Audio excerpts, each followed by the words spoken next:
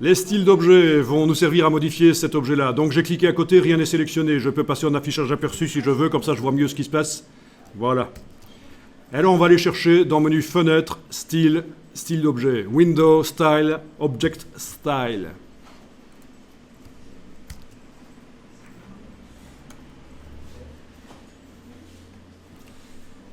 Alors, lequel c'est le style?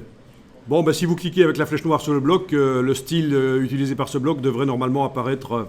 Ouais, c'est celui-là. De toute façon, en lisant, on aurait pu deviner aussi, hein, parce qu'on l'a bien nommé. Je reclique à côté de la page, rien n'est sélectionné, et on va aller modifier ce bloc. Donc vous allez... tiens, ça c'est marrant. Il y a la petite icône ici.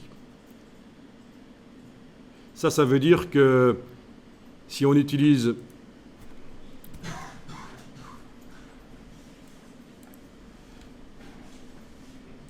Oui. Vous voyez la petite icône ici.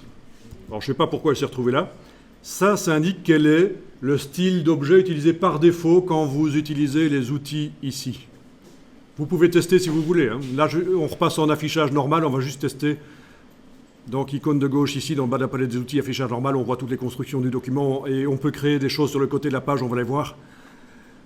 Prenez l'outil ici et testez. Voyez ce qui se passe quand on trace un bloc là sur le côté. Il arrive avec ce style-là. D'accord ? Ça peut être utile de comprendre que ça marche comme ça. Donc je vais supprimer le bloc là. C'était juste pour vous montrer que le fait qu'il y ait la petite icône ici indique que quand j'utilise l'outil de création de blocs, c'est ce style-là qui arrive tout de suite dessus. Et si vous voulez, vous pouvez déplacer la petite icône et aller la mettre sur 100, éventuellement, voilà, sur 100. Comme ça, quand vous allez créer un bloc avec l'outil dans la palette des outils ici, il va venir sans style. Testez, maintenant que vous avez fait ça. Testez, créer un bloc sur le côté, là. Voilà, il arrive tout simple, comme basiquement dans InDesign. Ça, c'est le genre de choses qui peut enquiquiner, qui peut vraiment ennuyer quelqu'un qui ne comprend pas ça. Hein. Chaque fois qu'il crée un bloc texte, ça vient avec un certain style, c'est ennuyeux, il faut chaque fois remettre à zéro manuellement tout. C'est de là que ça vient. Cette petite icône qui indique quel est le style utilisé par l'outil. Voilà, fin de la parenthèse. Je supprime le bloc là, je clique à côté de tout, rien n'est sélectionné, et on va aller modifier le style qui s'appelle bloc pour extrait dans cartouche. On va double-cliquer ici à droite du nom. Ah tiens, il est revenu, misère. On va le remettre là. Voilà. Bon, ça c'est malin. Il va falloir bloc graphique standard, voilà. Ah, ok, il veut pas. Il va falloir que je creuse pourquoi. Il revient chaque fois en tant que bloc par défaut. C'est pas grave. Double-cliquez à droite du nom. Et alors là, bon, peut-être qu'avant de faire ça sur mon écran qui comporte peu de points, j'ai intérêt à faire placer le bloc un peu sur la gauche, comme ça. Comme ça, je laisse de la place pour la boîte qui s'ouvre là.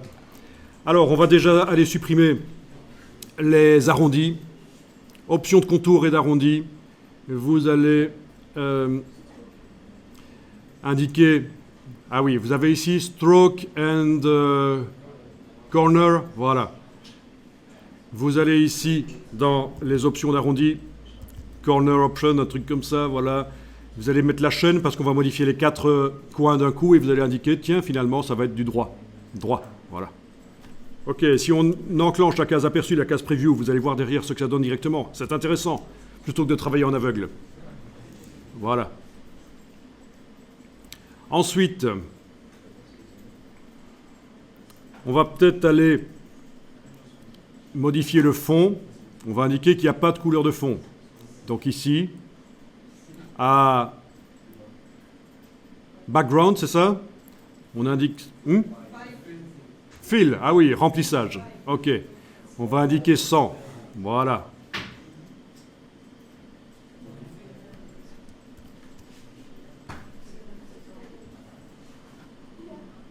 Alors ici, à contour, on avait un contour au départ, mais il a la couleur du papier. Quand le fond, le remplissage, le vert, était là, le contour blanc se voyait. Mais vu qu'il n'y a plus de remplissage, on va le faire passer par exemple en noir. Voilà. Alors, ça fait fort mortuaire. On va peut-être changer le type de contour. On va prendre un contour simple, continu. Continu ici, voilà. Et peut-être moins épais aussi. Voilà, 2. C'est pas mal. OK. Donc, le contour, on a mis du noir. On a changé le type de contour. On a pris le contour tout simple, continu, pas les doubles lignes. L'épaisseur, on a changé ça. Alors, au niveau de la teinte, on peut prendre le noir, mais le teinter, c'est-à-dire qu'on va pouvoir indiquer, par exemple ici, 30, touche tabulation, comme dans tous les logiciels Adobe pour valider ce qu'on vient de mettre dans un cartouche. Touche tabulation, tab. Et vous avez du gris à 30% au lieu du noir. C'est du noir à 30%, c'est du gris clair. Voilà. Donc ça peut aider. Bon, je pense que c'est un peu plus classieux que ce qu'on avait avant. Les encadrés, c'est toujours un peu délicat. Au niveau du design, c'est lourd, ça alourdit, il ne faut pas en abuser. Donc, mais enfin voilà, vous avez vu qu'on peut modifier tous les blocs identiques qui utilisent ce style d'objet vont être modifiés dans le document. C'est l'intérêt des styles d'objets. Je ne sais pas si je vous avais dit, mais moi j'ai donné des formations à des gens qui avaient suivi 3 ans d'infographie et qui étaient diplômés en infographie spécialisés en mise en page. Ils ne connaissaient pas ça. Quand ils devaient modifier des objets dans une mise en page, ils le faisaient objet par objet. Et je peux vous dire qu'ils ont râlé quand je leur ai expliqué que ça existait. Ils ont dit, mais si on avait connu ça, on aurait gagné des dizaines d'heures. Ben oui, mais enfin bon, on ne vous empêche pas d'étudier par vous-même aussi. Hein. Voilà. OK. Alors on va enregistrer le document, enregistrer sous, fichier enregistré sous. Dans le dossier de tout à l'heure, c'est bien. On va juste changer le nom.